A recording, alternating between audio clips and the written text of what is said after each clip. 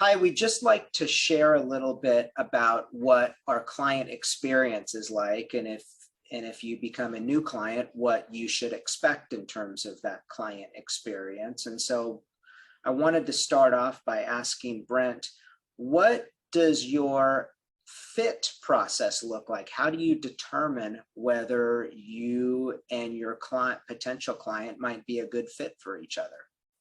Sure, Lance. Yeah, we use a fit process in a first meeting that we would have with the client, and we really look at three different areas. We call an ideal client a AAA plus client.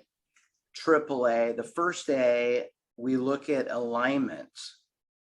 There has to be good alignment with the complex needs that our clients have now and in the future with our expertise. We want to be able to add, of course, value to the relationship. So alignment would be the first area that we look at.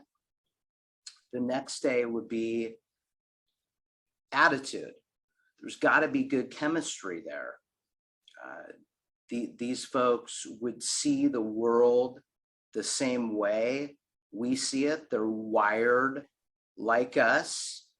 Has to be good match in that respect. And also from an attitude standpoint, these folks know that market timing and emotional decision making is not an investment discipline. So attitude is super important. And the last A is advocacy.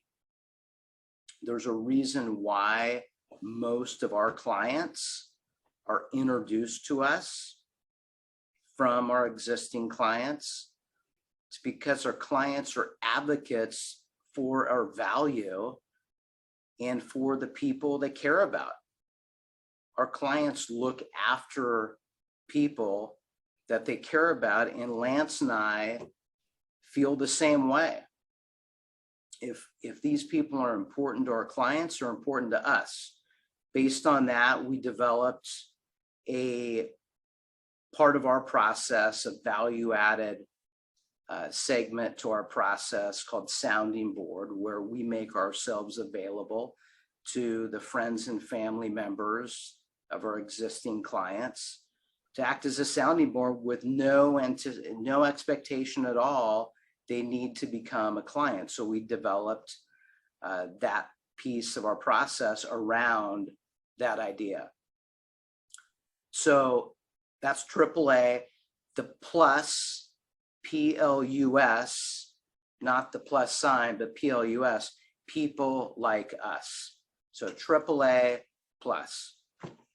Lance, do you have anything you'd like to add to that process, that onboarding first meeting where we're looking to make sure that we have on a mutual basis a good fit for both parties? I think you summed it up really nicely, Brent.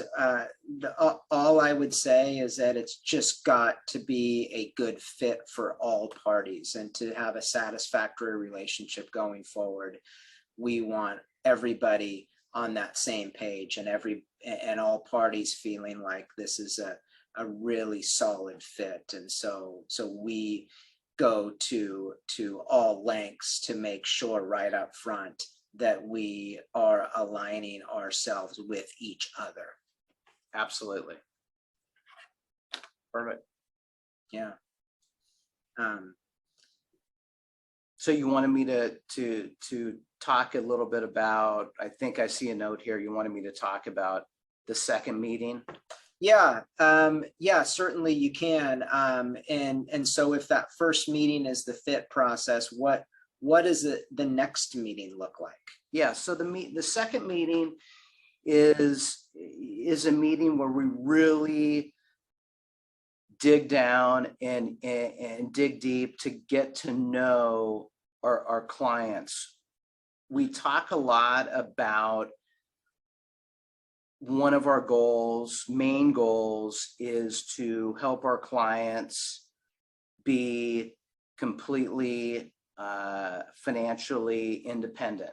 So part of that is really learning and taking a deep dive into what matters most to our clients. Typically, those areas would include their family, their occupation, their recreational interests, and of course, we talk about money. But we go through the profile, the risk questionnaire, but most of the time is spent on those conversations about their family, their occupation, and their recreation.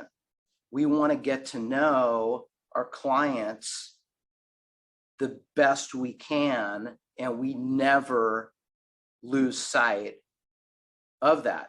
That's how we can help our clients achieve financial independence, and then couple that with things that we can in fact control: our philosophy, our planning, and our process. We couple those two things together. I'll do a quick screen share and show you a graphic of what I'm talking about here. This is the areas that matter down here: family, occupation, recreation, and money. We couple that with areas that we can control, which is our philosophy, our planning, our process. There's a lot of things out of our control, but we focus on those areas that we can in fact control. We like to say that it's not the direction of the wind, but it's the set of the sail. Even though the wind is in your face, you can still go upwind by tacking and setting that sail the correct way. So we focus on those areas that we can in fact control. We live right in the middle. This is us living right in the middle of those two areas. And that's really how we ultimately define financial independence for our clients. Great. Long-winded answer there, but that's what I would say about that. Lance, what can you tell us in regard to what a new client could expect with frequency of communication from us to them? What can they expect on those lines? Well, in terms of frequency of communication, I mean, we're very process oriented at Steinberg Investment Group. And so we have set up a process where each client can expect regular calls or meetings to discuss the direction of their portfolio, to revisit whether it still meets their needs, whether any of their goals and objectives have changed that might necessitate a change in their investment portfolio. And the frequency of those contacts is at a minimum on a quarterly basis. And so I will proactively reach out to everybody on a quarterly basis, but everybody knows that my lines of communication are always open. And so if there is ever a question or a concern or any type of need in the interim, we always keep those lines of communication open. Awesome.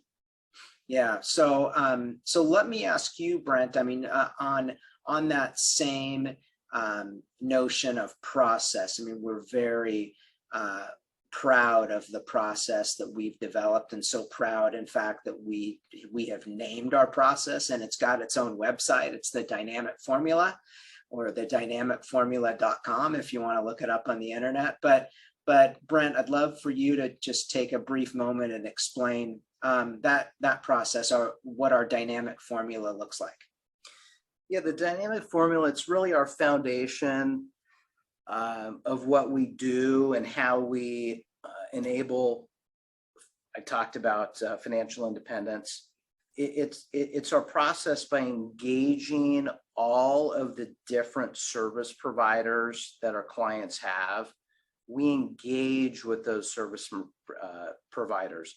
It's not just about asset management or investment management. It goes deeper than that. It goes into tax, it goes into estate, it goes into philanthropy, it goes into cash management, and a couple of these others value-added services that we provide. If it's financial planning, the sounding board process that I talked about at the outset. But clients will not need, most likely, all aspects of the dynamic formula right away. They'll grow into that process. I'm going to do one more screen share and show you a picture of the dynamic formula and the process. I talked about asset management, philanthropy, cash, legacy planning, estate planning, tax, risk management, and the value-added services. So for instance, when client sells a business, the question goes from, will I have enough, to what will my legacy look like at that point? So client will be in need of estate management. A lot of our conversations that we have with clients and their attorneys, of course, will be around continuity, succession, family investment, legacy. Those are super good conversations to have with the entire group, so everyone's always on the same page.